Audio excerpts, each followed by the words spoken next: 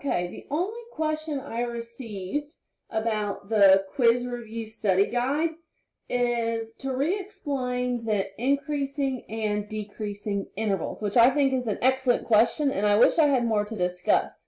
So I'm going to go through the answer key here and discuss increasing and decreasing intervals the best that I can using my mouse.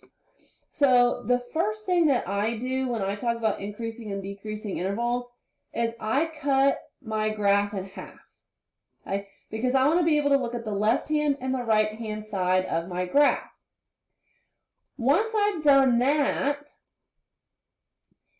I'm going to determine what's happening. So this graph's being reflected. So if I move from left to right, I'm moving up. That's a positive slope. That's a positive interval of increase. So when I go to write this, let's see how great I am at this.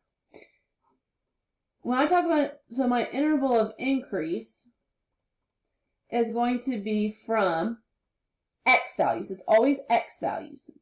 This arrow is in negative x value territory. So negative, infinity, and I'm climbing up to the x value of my vertex, which is -1. Once I get there, this second half of my graph is falling down. Okay? That's a decreasing interval. It has a negative slope. So when I go to write my interval of decrease, I start the x value of my vertex, so -1. And now this arrow is in positive x value territory, so that's positive infinity. Let's try another one.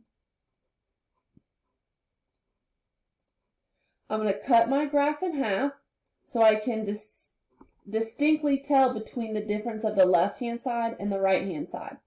Now this time when I read from left to right, my line's falling. That's a negative slope.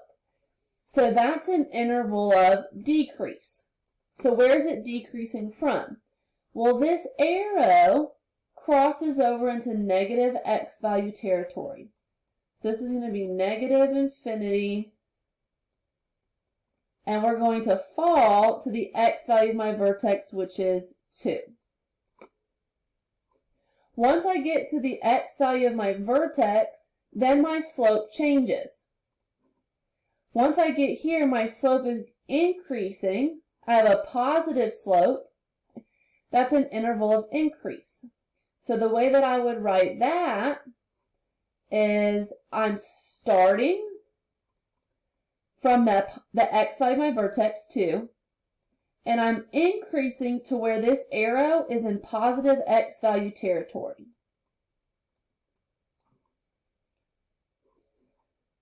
Let's continue to look at some more examples. Again, let's cut our graph in half here. Get me some line tools. Where am I going? Okay. Cut my graph in half. So reading from left to right, the first thing I see is I can draw this line up towards my vertex. That's a positive slope. So that means I have an interval of increase. That interval of increase starts in the negative x value, so negative infinity, and it climbs up to the x value of my vertex, which is 0. Once I get to the x value of my vertex, I'm falling. That's a negative slope, which means that's an interval of decrease. We start at the x value of my vertex, and we go to positive x values, positive infinity. Let's try one more. We'll cut my graph in half here so I can see what's going on. From left to right, this is falling.